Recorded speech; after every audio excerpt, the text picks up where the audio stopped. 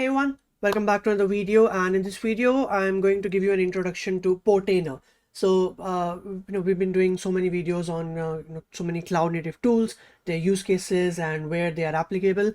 And in this video we're going to look at one of those tools called Portainer, which is going to make your life very easy when working with container management. And as you can see on the slide, container management made easy. So in this video, what are we going to cover in this video? First of all, this is one of many videos which we'll be doing. As you know, I follow sort of like the introduction and then like the use cases pattern. So in this video, I'll give you an introduction with some hands-on examples as well. We'll see what is Portainer, we'll see what it actually does, we'll see who is it for. I'll give you my views around like who should use it, who can make the most use out of it. I'll show some some case studies around it, like why is Portainer helping, and in which domain is it helping, for whom is it for. For example, I'll be answering all these use cases.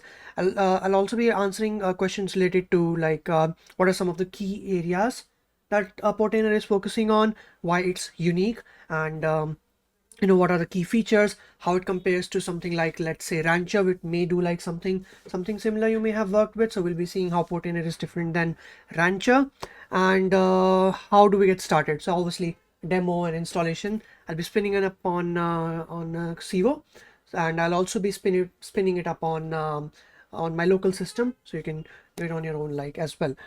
But yeah, let's get started. Really excited for this one. Make sure you like and subscribe, and check out the link in the description for all the rest of the videos in the DevOps Bootcamp. And yeah, amazing. Let's talk about what is Portainer, right? In simple definition, Portainer is the only like Docker and Kubernetes container management system that works in both the data center as well as in the edge. Now, the idea is that it simplifies container management for you so that you can deliver software faster to more places with less risk and more control.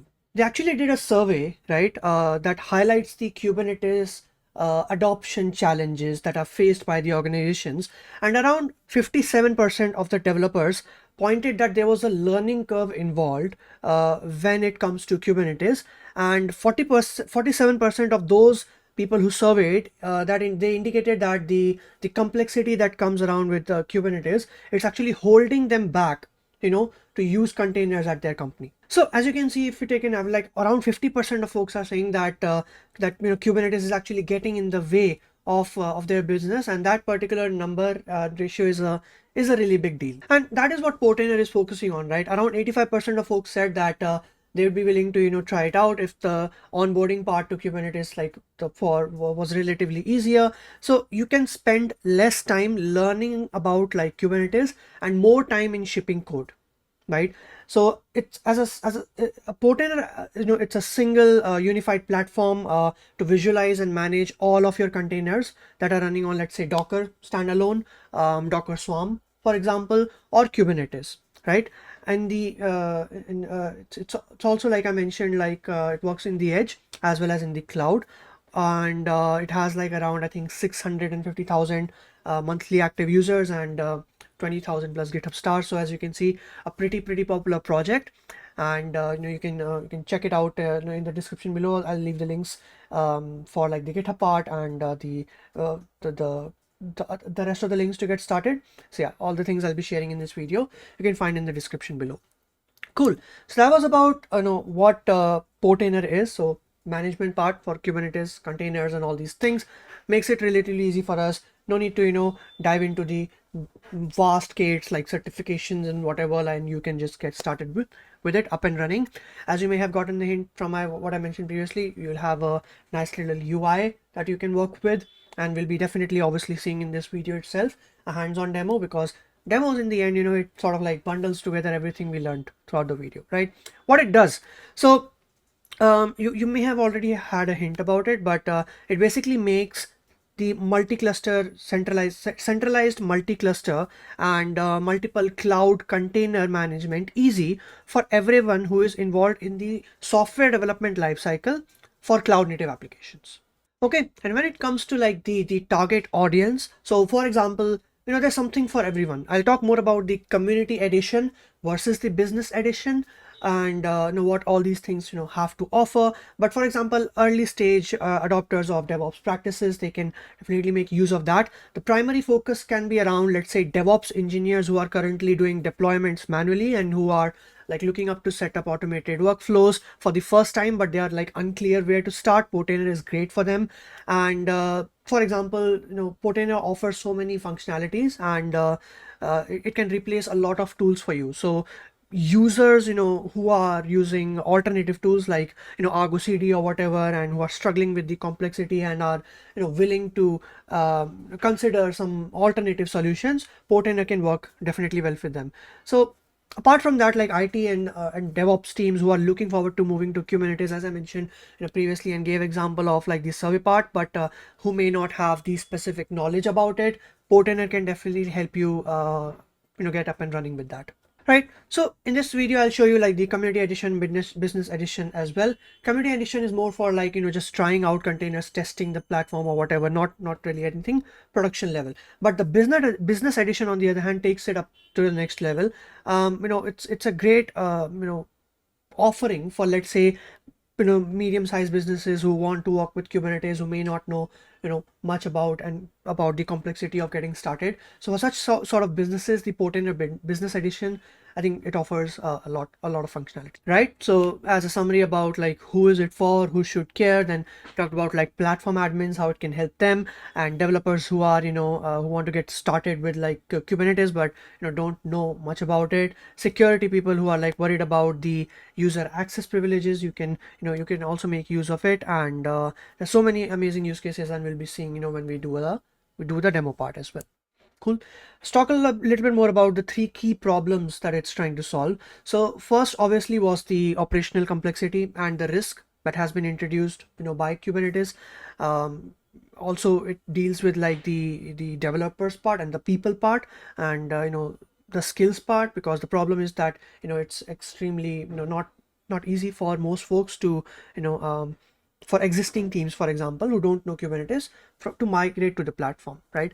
And the third one is it also addresses the security holes that are inherent in Kubernetes. So for example, these 3 key areas that it's trying to focus on, it's going to save everyone a lot of time, and obviously it's going to speed up your software development lifecycle, and it's going to reduce costs as well, because you're saving time, you're saving resources, and all these other things, right? Cool. Is it unique though? So I mentioned like there's a centralized server and an environment about like for your own like cloud or edge or whatever. There's a simple graphical user interface that most developers are already familiar with these days, and there are like some defaults that it offers to get you up and running with it. And it's also integrated in like GitOps engine that also accelerates accelerates your workflow.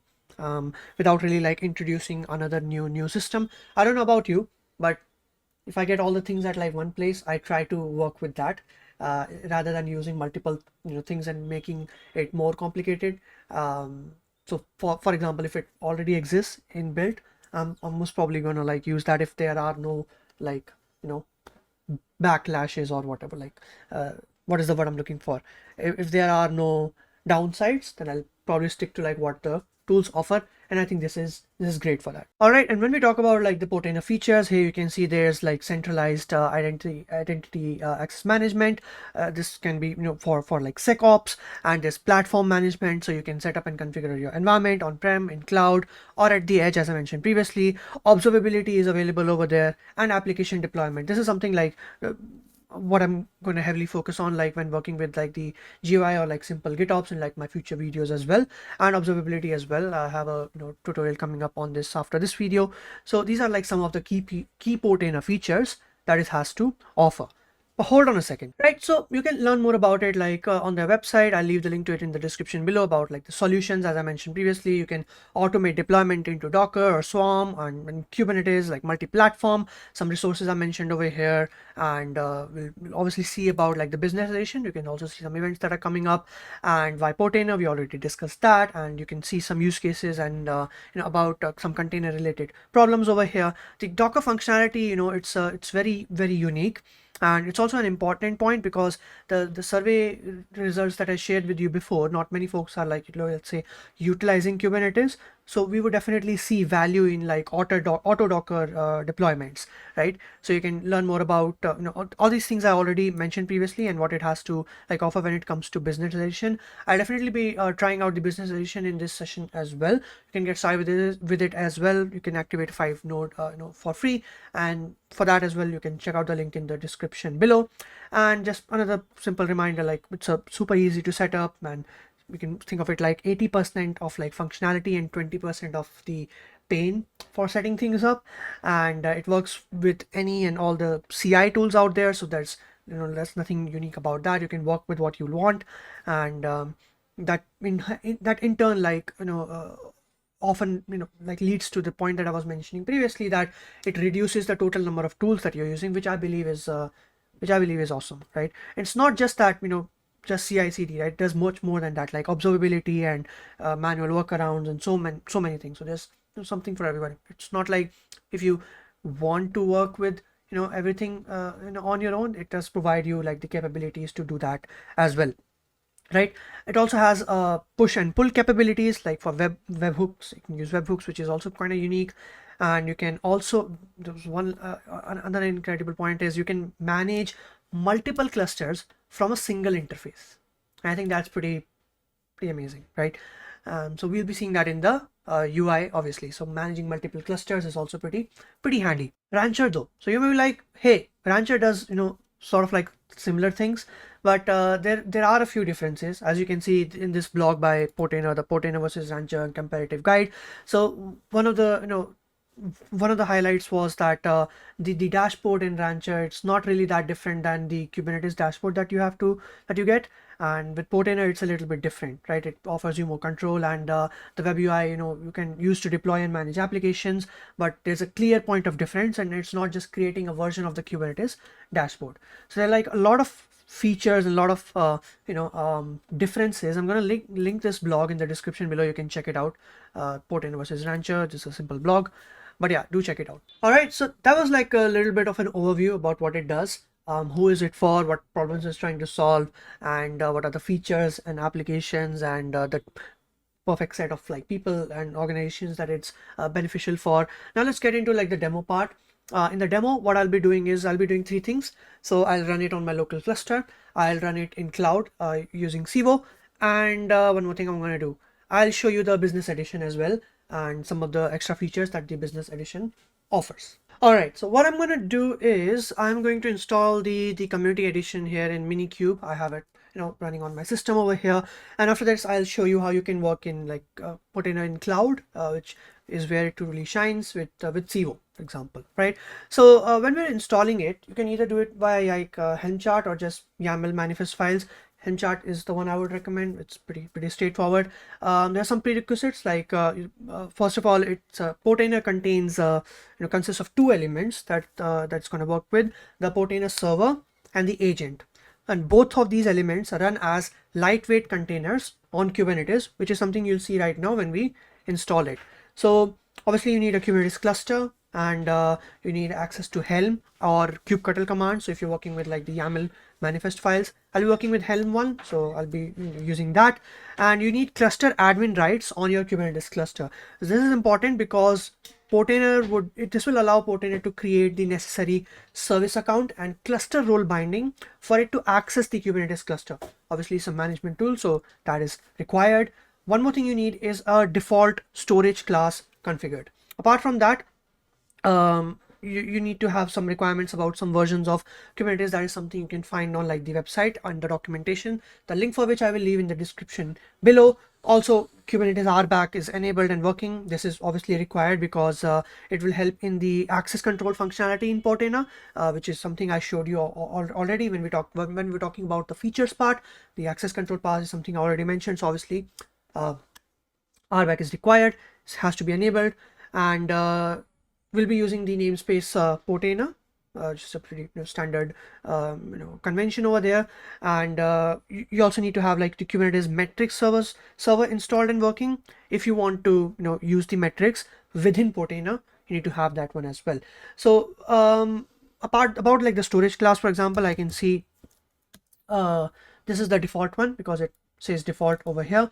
If not, then you can set the storage class as default as well, and you can check out the Kubernetes documentation for that, or you can use just the set tag like percentage or storage class is equal to the storage class name. You can set it as, you can add some metadata around it, and make it default, right? The information for that is already given in the Kubernetes website. A simple Google search would lead to that answer, how to make a default storage classes. I already have it available over here, so I'm just going to go ahead and deploy with Helm. So I'm going to say Helm repo add Portainer, and I'm going to add the portainer.github.io/k8s. That was correct. That looks good. Helm repo update.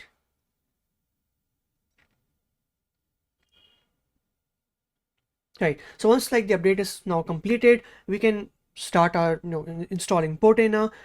There are a few methods that you can use in order to do it. You can expose it either via node port, right? So Portainer will be available on port 30777 for HTTP and 30779 for HTTPS. You can also expose it via ingress, or you can also expose it via the load balancer. So for load balancer, Portainer will be available on the load balancer IP on port 9000 for HTTP and 9443 on HTTPS. So what I'm going to do is I'll just do it via like node port. So I'm going to run this command, right? And by default, the Portainer is going to it's going to generate and use a self-signed SSL certificate for the port I mentioned previously for HTTPS, which was 30779. But you can also provide your own SSL certificate if you want. You can do that via like during the installation, or once we work with the UI part. After the installation is complete, you can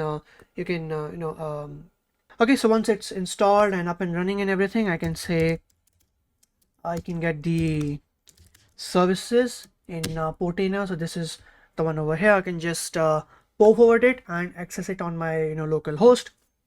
For example, over TCP, like it's saying this one, as I mentioned previously, that is fine. I can say port forward Portainer service Portainer. I can say 30777 9000. Okay, now I can go to localhost 30777. There we go. We have it. Portainer running in our local cluster. So new Portainer installation. This is obviously, if you're doing it local cluster, you can do it for testing purposes or whatever, but real power shines when we do it in cloud providers. And you can also restore Portainer from like a backup. For example, I'll just create a new one. So I'll just admin, I'll just say password like something, no problem. Okay, create a user. So since I'm doing it for the first time, it added as a new user, and there we go. Now we have the Portainer dashboard. My account, can change password, and access token I can add over here. I can do light theme if I want. Light theme is pretty cool. I'll stick to that. Don't know about others. I really enjoy working with light theme. It's not that much it's a little bit off topic. It's not that much strain on my eyes when you have a well lit room, for example. Anyway, and users part, I mentioned previously, I'm the admin over here. I can create a new team, for example. I can create new roles. So these are like the few roles that with some description. Is a business edition feature, right? So you can check out what the business edition has to offer. We'll definitely talk more about that later. Environment, registries, and all these other things. Cool. No worries. I'm not going to explore this one right now because I'll do the same thing. The same thing I'll be doing with cloud provider Civo. So let's just do that, and then we will explore the dashboard. Okay. So I'll just go to my dashboard, and I'll create a new Kubernetes cluster. So what I'll do is I'll create a new cluster. I'll say Portainer demo. 3 pods looks good. Default firewall, everything open. That's fine. Don't want to create a new one. That's okay. Think this is fine. I choose Cilium, and now you tell me, where would Portainer be? In which section? Obviously it's in the featured one, but yeah, it's going to be in management. Portainer. There you go. and I think that looks good. Create cluster.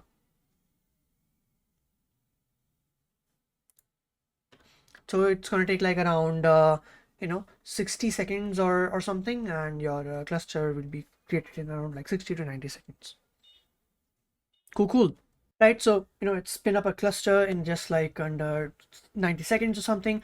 I'm gonna download the kubeconfig file. I'm gonna access it, like show you just as I was doing with Minikube, just with kubectl commands. I'll be showing you with that over here.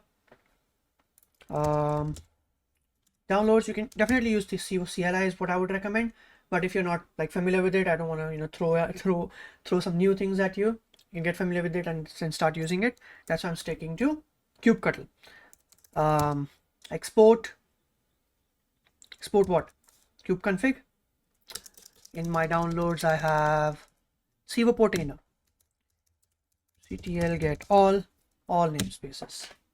Should have everything like your Cilium and all these other things. Portainer, that's good. And Civo CSI, Cilium, all the things we selected, traffic and Portainer. Good. If you want to see just Portainer stuff, there you go. Same as we did previously, right?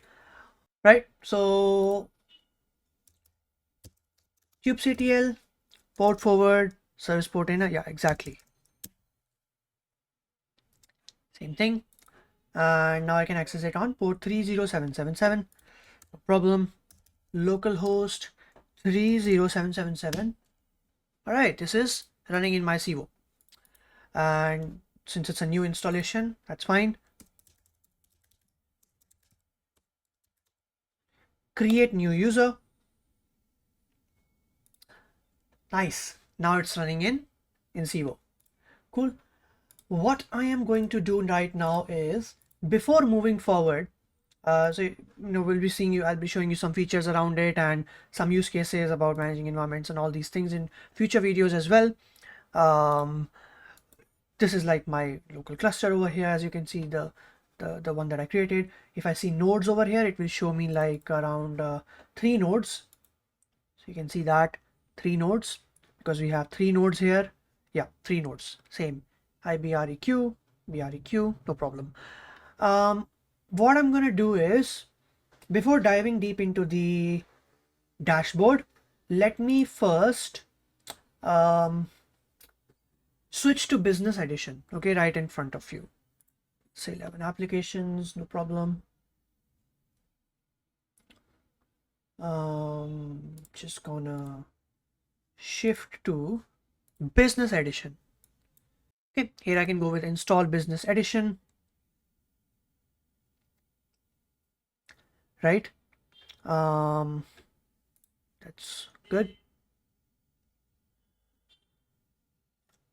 Put in a business edition, right? I can select my local machine because we already started. Can sign up for a free 5-node cluster for example. Yeah, so I can sign up. This particular link you can find on the description below. I'll just fill this out, right? So I just selected Civo. How would we want to use it? I'm just gonna add, let's say, you can add anything over here. If you're just learning, you can add student. I'll just add home.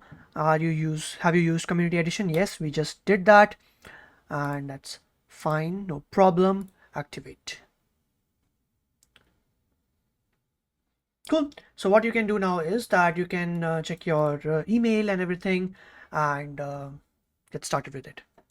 Okay, so 2 steps you need to do in order to get with the business edition. So first of all, first of all, you need to activate your free 5-node license, and then you have to install it. Okay, so first click on this link, then you will fill the form that I just fill out, and then you can install Portainer Business. Okay, gonna close all the extra tabs. There you go. This is what we need to install. So what we are going to do is that we already have signed up for like the 5-node free license, and what will happen is that in just like a few minutes or something, you will get a token in your email by Portainer. So that particular license token is important because we'll be using that when we install the business edition. Okay, so I'm gonna stop this. I'm gonna install it. Okay, so in my production environment, for example, and then I'm like, okay, you can select whatever level you are comfortable with. And since we've already covered about like Portainer and stuff like that, just to show you some of the steps, I'm going to click on this Kubernetes, and my configuration is in the list. I have installed and configured Kubernetes. That is correct. This is also correct. This is also correct. This is also correct. We use the firewall part in Civo, so you can make sure that all the ports are accessible, and default storage class is also available over there. That is also correct. Next. Okay, this is fine. We all have this already. What we have to do, it's mentioned over here. You can expose it via node port, right? Yeah, that's fine.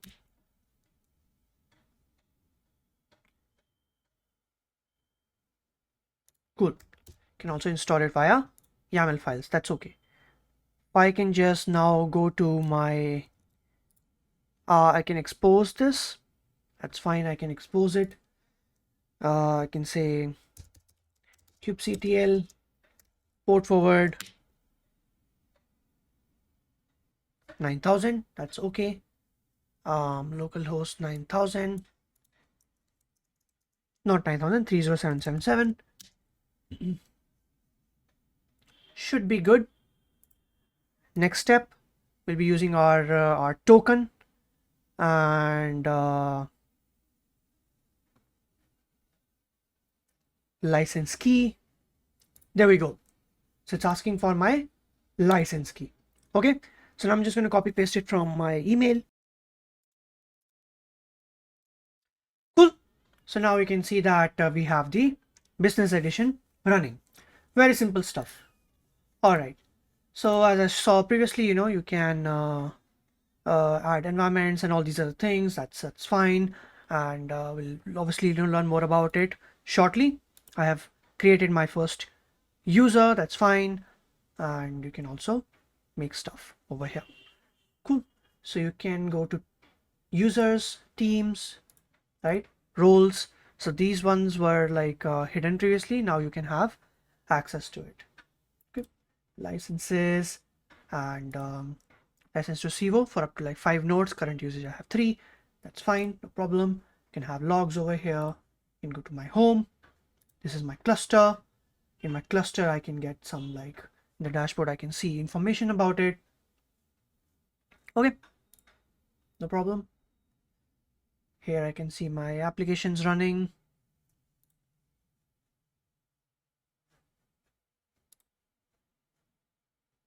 One second, because it's like I just started it, so that's why. And here you can have like configure your like Kubernetes features over here. As you can see, cluster. You can see all the nodes over here. That is correct. Work a node. That's fine. Click on this one, for example. Right. So here you can see the applications that are running on this node. Cilium is running, for example. Let's see what Cilium has over here. There we go. So events, the YAML file, right? All these things are mentioned. Pretty cool. Configurations and everything. So an all-in-one platform, as you can see over here, right? So just as a an overview, let's see what all these functionalities it has to offer. So here we can see that you have your cluster visualization. You can go to your cluster. This is the dashboard basically, and so here you can see all your applications, everything like configurations, all in one place, right? You can go to your cluster as well. Let me just show you in a minute. So you can see, here you go. You can go to cluster. Here we go. So memory reservation, CPU reservation, everything is mentioned over here. You can go to individual nodes as well, right? And see all the things available over there. Activity availability status, the events available over here, and all the labels that are available with it, so on and so forth. And the applications that are running on this node. You can auto refresh and do all these other things.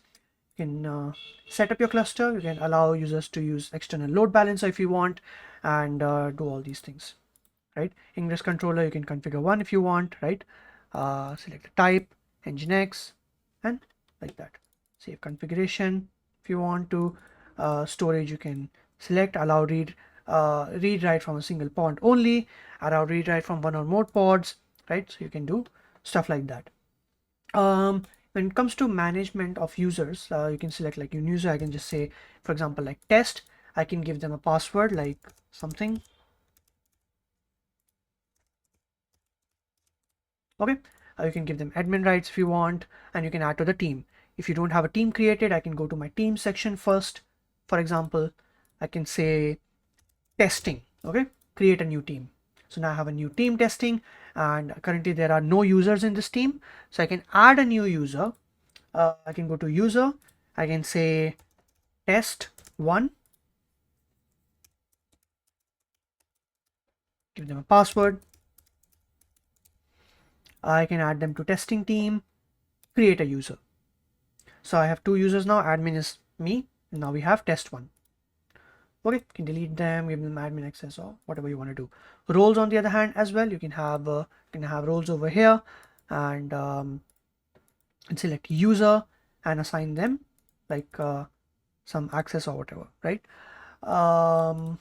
One more thing I wanted to show you was about like the environment. You can add a new environment. Right now, as you can see, we only have the local Kubernetes type environment. Okay, environment URL is just similar over here. No groups are assigned to it, but I can create a new environment and I can add a group in it. Let me just add a group. I can just say company. Okay, production. Okay, created a new group over here. I can create the group, and here I can say that I can add an environment, Kubernetes environment name. I'm just going to say cluster 2 or something. Cluster 2 company add environment.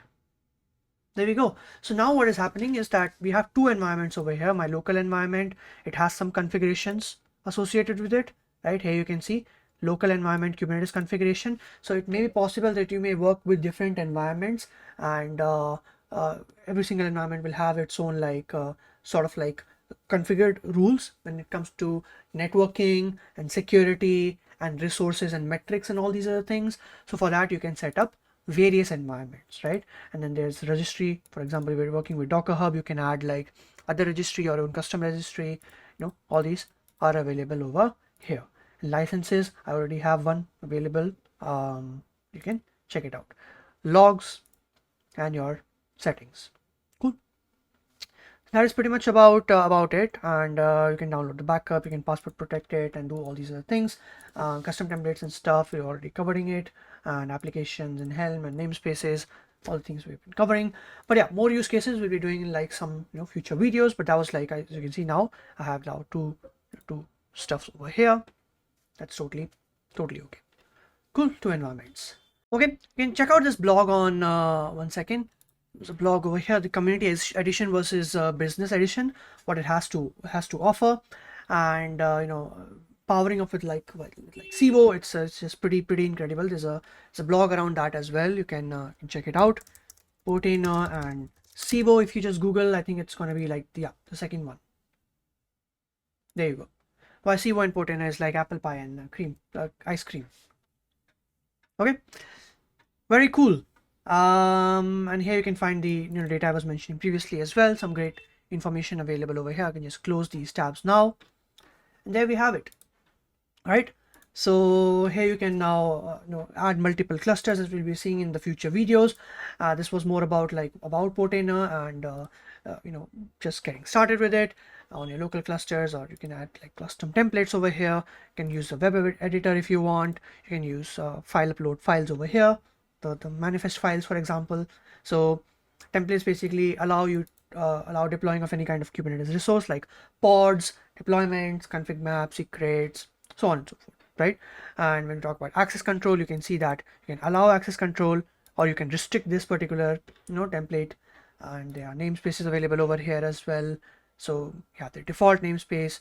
You can create from manifest, or you can so one thing I would like to share is that you can give your namespace, let's say Portainer, and now you can give it your own name, my app, or for example, Okay, you can use a custom template from a URL. You can select the manifest file, or you can use like the web editor for this manifest files, right? So you can deploy some resources. In Portainer, you want to deploy my pod, for example, or something, like whatever you want to do, right?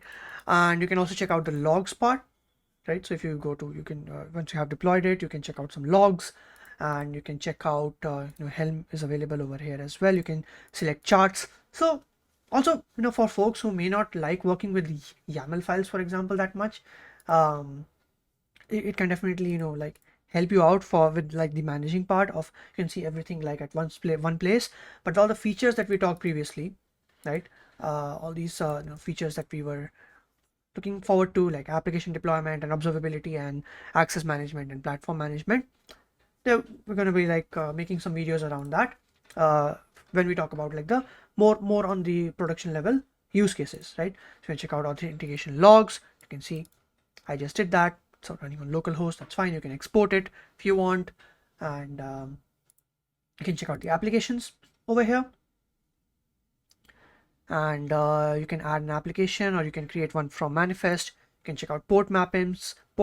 Right now there isn't one. Add application with form,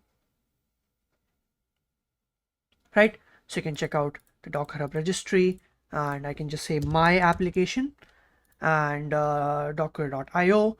I can just say Nginx, no problem. Search for Nginx, or this one. I'll just be using this one, no problem.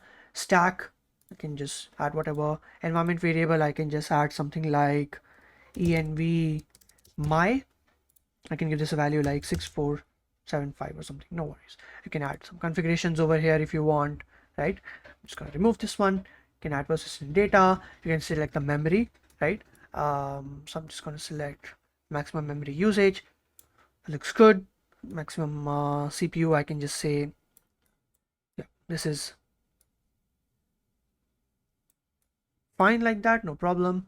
Replicated or global, so application will be deployed as a daemon set in this, and in this you can run one or multiple instances of this container. Instant count, let's say we do 2, no problem. And it's also showing you how much it's going to cost you, right, in terms of memory reserve. Auto scaling, you can mention that, and cluster IP, for now I'm leaving that as it is. Deploy application. That's it. Your application is deployed, right? So that's pretty cool. And it's currently the status, it's like working. You can check out like the events part over here, right? And see status 212, that's fine.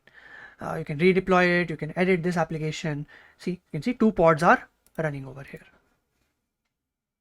Okay, let me just go to the pods real quick. So there we have it. Okay, activity and all the memory reservation and everything is mentioned over here. Cool. About this particular node, this is for this particular node. So you can see these are the applications that are running on this node. My app, this is the one that I just ran. Okay, the YAML file is mentioned over here, so it created the YAML file for you, right? And now you can edit this file as well if you want, right? Replicas 2, you can do it 3, or I can yeah, edit this application like that. 1 second.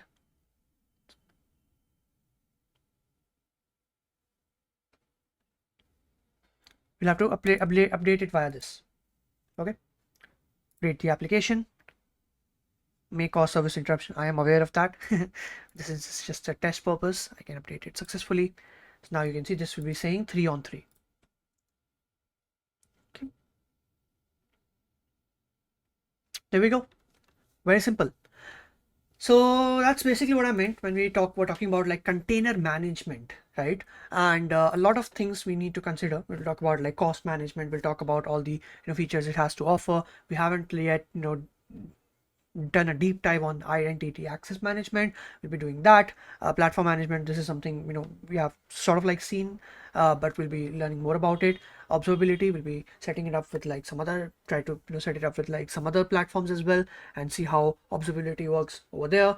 We can connect it with like Lens, for example, and see how that works. But I think like overall you get the picture of what we are trying to do. Want to learn more about the business edition versus community edition? I'll leave the link to it in the description below. And that was pretty much about it. It's just like part one of the video. In the future videos we'll be learning more about like some more of the use cases, but my main agenda was to explain to you about Portainer, the slides and the things I shared in the starting, because these things like you can find, you can read the documentation. I want to share my perspective about how it's beneficial, who is it for, how it can help you, and how to get started, and what are the things that the business edition has to offer as compared to the community one. So we tried out everything. Now the next step is just explore. Okay, you can get in touch with like the documentation part. You can check it out over there. If you're an organization, you can get in touch with the team. Make sure you can join also there, like a Slack channel and a Discord channel, and you can ask your questions and stuff over there. But that was pretty much about it, and stay tuned for more videos. We'll be definitely seeing much more of Portainer on this channel, and that's pretty much about it. It was relatively easy to set it up via Civo. So all the links, once again, I'll leave in the description below for your references. And thanks a lot for watching. If you enjoyed this, you can take a screenshot of that, share it on socials, and share what you learned and how you're going to be using Portainer and other tools that I share about in this in these series. So yeah, one last thing, if you have any feedback as well, feel free to share it with the community, and be happy to listen to your thoughts and see how more use cases that can come out of such things. Thanks for watching. Have a great day.